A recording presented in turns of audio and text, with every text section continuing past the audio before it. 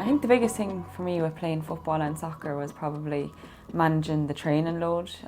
So when I'm involved in something, I think I really like to be committed to both and kind of be there 100%. And that's probably not possible when you're doing two sports at a kind of high level.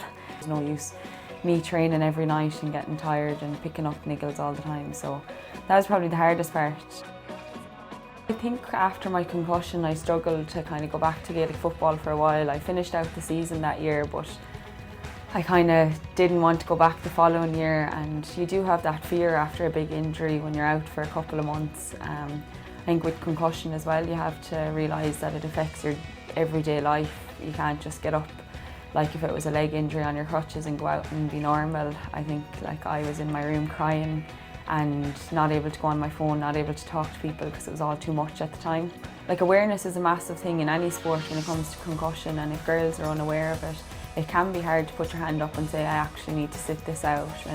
And so it is awareness, and I'd always be asking someone if they got a bang, are you sure you're okay? Do you feel sick? Like, have you any symptoms? Can you see straight?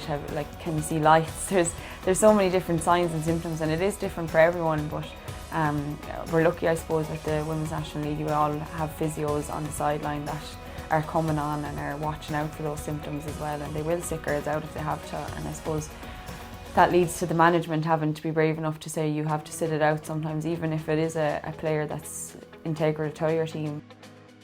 I think last year with Athlone we finished 7th there.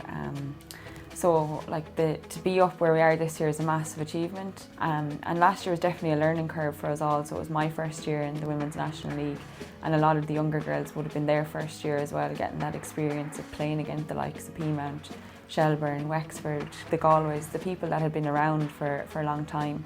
And once you start to play against them regularly, I think you start to be like, well, I think we could do good here, or I think we can improve here to match them in areas that we probably weren't. And this year we probably set a goal for ourselves to push against the bigger teams, because we didn't get any results against them last year. We didn't score any goals and we conceded a lot. So we knew we had lots to improve on, and that's what we focused on for pre-season. But it's been a great journey so far for us.